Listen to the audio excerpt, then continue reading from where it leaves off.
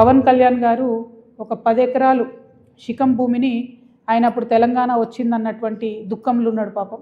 2014లో 11 రోజులు అన్నం తినలేదు, బాగా బాధపడుకుంటా ఏడ్చుకుంటా తెలంగాణలో ఒక 10 ఎకరాల శిఖం భూమిని ఆయన కొనుక్కున్నాడు. అప్పుడు కొనుక్కున్న తర్వాత ఏమైంది, ఆ కొనుక్కునే కన్నా ముందే చాలా చెరువులకు జనరల్గా ఫైనల్ చేసి మ్యాక్సిమం ఫ్లడ్ లెవెల్ అది డిసైడ్ చేయరు. కానీ ఈ పర్టికులర్ చెరువు పవన్ కళ్యాణ్ గారు ల్యాండ్ కొనుక్కున్నది కోడికుంట అనే చెరువు, సర్వే నంబర్ 706. దీంట్లో మొత్తం ఫైనల్ నోటిఫికేషన్ వచ్చింది. ఏ 10 ఎకరాలు అయితే ఆయన కొనుక్కున్నాడో అది శిఖం భూమి అని ఫైనల్ నోటిఫికేషన్లో ఇరిగేషన్ డిపార్ట్మెంట్ చెప్పి ఉన్నది. పవన్ కళ్యాణ్ గారు నిన్న మాట్లాడుకుంటే ఏమన్నారంటే, నా తప్పు ఉంటే అది శిఖం భూమి అయితే ప్రభుత్వానికి ఇచ్చేస్తాం అన్నారు. అయితే ఈయన రిజిస్ట్రేషన్ చేసుకునేటప్పుడు ఎన్ని తప్పులు దొరికినాయంటే, అందులో ఓన్లీ 3 ఎకరాలే శిఖము, మిగతా 7 ఎకరాలు మాగాని అని రాసింది. కానీ అది తప్పు, ఖచ్చితంగా రికార్డ్స్లో ఉంది. నేను ప్రభుత్వాన్ని డిమాండ్ చేస్తూ ఉన్నాను, ఇరిగేషన్ రికార్డులో 10 ఏకర్స్ శిఖం భూమి అని ఉన్నది. ఆ కాయిదాలు మా దగ్గర ఉన్నాయి, కానీ ప్రభుత్వం దగ్గర ఆల్రెడీ డేటా ఉంటుంది కాబట్టి మీరు చర్యలు తీసుకోవాలని డిమాండ్ చేస్తున్నాను. పవన్ కళ్యాణ్ గారు నేను అడిగేది ఏంటంటే, మీరు వాపస్ ఇస్తా అన్నారు కదా, వాపస్ ఇచ్చేసేయండి. మామూలు రైతుల దగ్గర తీసుకున్నప్పుడు కాంపెన్సేషన్ ఎట్లా ఇస్తారో గవర్నమెంట్, మీకు కూడా ఏ టీడీఆరో ఏ పైసలో ఇస్తారు, అర్జెంటుగా వాపస్ ఇచ్చేసేయండి. మీరు కంచె వేసిండ్రు, ముందు ఆ కంచె తొలగించండి. శిఖం భూమిలో కూడా కంచె వేయడానికి ఉండదు. మీరు మట్టేసిండ్రు, ఆడ గోవులకు వాటికి వీటికి గ్రాసం వేస్తున్నా అని చెప్పారు, మట్టేసిండ్రు, ఆ మట్టి మొత్తం చెరువులే వేసిరు కాబట్టి అది కూడా తొలగించాలి. తక్షణమే మీరు వాపస్ ఇవ్వాలని చెప్పి నేను పవన్ కళ్యాణ్ గారిని డిమాండ్ చేస్తున్నాను. At the same time Pawan Kalyan గారు ఏమంటాడు, అనేకమైన మాటలు అన్నాడు. తెలంగాణ వాదులు ప్రాంతీయవాదం అంటే ఉగ్రవాదం అన్నాడు. అనుకుంటా నేను గద్దరన్నకు కారు కొనిచ్చిన అన్నాడు. అంటే మీరు మా కళాకారులను ఎందుకు అవమానపరుస్తారు? ఒక పక్కనేమో ప్రొఫెసర్ నాగేశ్వర్ మాట్లాడితే ఆయన మీదకి వస్తారు, మేధావుల మీదకి. ఇంకో పక్క కళాకారులు. అసలు మీరు కూడా కళాకారుడే కదా, మీరు సినిమా యాక్టరే కదా. మీరు సినిమా యాక్టర్గా మీకు ఎట్లా వస్తుంది జీవనాధారం? ఏ సినిమాకైనా హయ్యెస్ట్ ఇన్కమ్ నైజాం నుంచే వస్తుంది. అంటే మా తెలంగాణ బిడ్డలు చూసే టికెట్లతోనే మీ సినిమాలు నడుస్తాయి.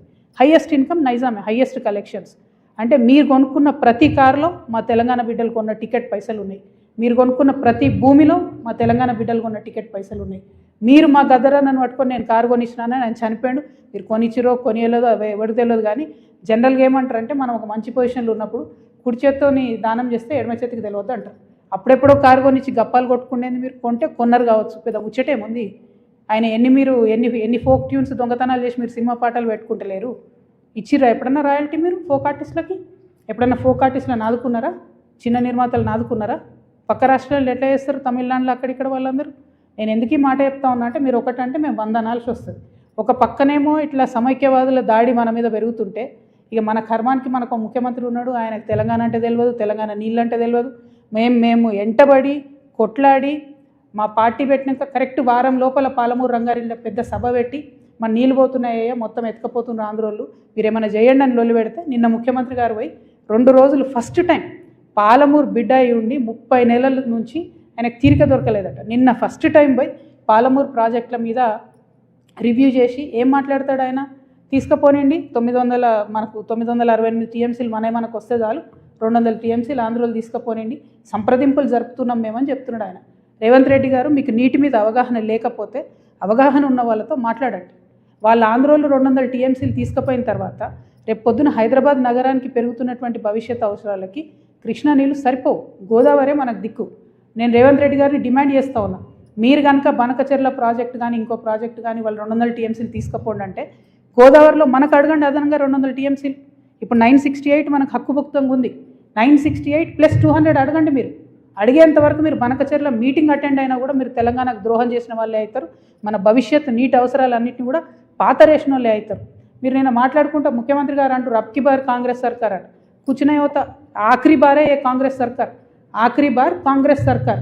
కాంగ్రెస్ పార్టీ ఇంక 20 ఏళ్ళు తెలంగాణలో రాకుండా తెలంగాణ మీద, తెలంగాణ వాదం మీద, తెలంగాణ వనరుల మీద, తెలంగాణ భూముల మీద బందిపోట్లు పడ్డట్టు పట్టుకొని దోసుకొని తింటా ఉన్నారు మీరు, మీ కుటుంబ సభ్యులు, మీ ఎమ్మెల్యేలు.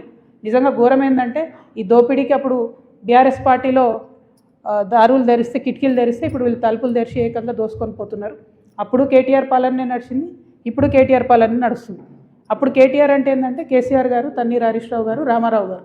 ఇప్పుడు కేటీఆర్ అంటే ఏంటంటే కొండలరెడ్డి, తిరుపతి రెడ్డి, రేవంత్ రెడ్డి. ఇప్పుడు సేమ్ పరిపాలన నడుస్తుంది తప్పితే వేరే ఏం మారలేదు. దోపిడీ మారలేదు, పెరిగింది, రాచబాట పట్టింది దోపిడీ. ఈ 1,00,000 కోట్ల కాంగ్రెస్ దోపిడీని ఖచ్చితంగా ఆపుతాం. ఆ 1,00,000 కోట్ల తెలంగాణ భూమిని కాపాడుకొని తీరుతాం. ఎట్లయితే వెలుగుమట్లలో పేద ప్రజల భూములు కాపాడినామో అట్లనే తెలంగాణ వ్యాప్తంగా ఉన్నటువంటి అన్ని జిల్లాల్లో మీ దోపిడీని గమనిస్తున్నాం, ఎవరు గమనిస్తలేరు అనుకోవద్దు. ఖచ్చితంగా మా వనరులను మేము కాపాడుకుంటాం. సీరియల్ లెక్క ఈ 1,00,000 కోట్లు ఎక్కడెక్కడ దోపిడీ చేస్తారో చెప్తా నేను. ఇవాళ ఈ లేఖను మళ్ళీ ఒకసారి చూపించాలి దయచేసి. Thank you. జై తెలంగాణ. పవన్ కళ్యాణ్ కానీ ఎవరు కానీ భూములు కొనుక్కున్నా, అది రిజిస్ట్రేషన్ చేసుకున్నా, వాటి ఫైనల్ డీటెయిల్స్ తెలిసేంత వరకు మీకు తెలిసి నేను ఎక్కువ మాట్లాడను. నేను ఈ వివాదం వచ్చిన తర్వాత పర్టికులర్లీ పవన్ కళ్యాణ్ భూమి గురించి వాస్తవానికి నేను మాట్లాడలేదు. చాలామంది తెలంగాణ వాదులు తీసి ఇంటర్నెట్లో పెట్టిన తర్వాత అది ఏంది అని నేను డీటెయిల్గా తీసుకుంటే ఆ డీటెయిల్స్లో వచ్చింది ఏంటి అంటే అన్ని లేక్స్ లాగా కాకుండా ఈ లేక్కి ఫైనలైజేషన్ అయిన తర్వాత వారు కొనుక్కున్న 10 ఎకరాలు కూడా శిఖం భూమి అని తెలుస్తుంది. కాబట్టి ఆయన్నే అన్నారు కదా, శిఖం భూమి అని తెలిస్తే వాపస్ ఇస్తాను, వాపస్ ఇవ్వమని మేము డిమాండ్ చేస్తున్నాం అంతే.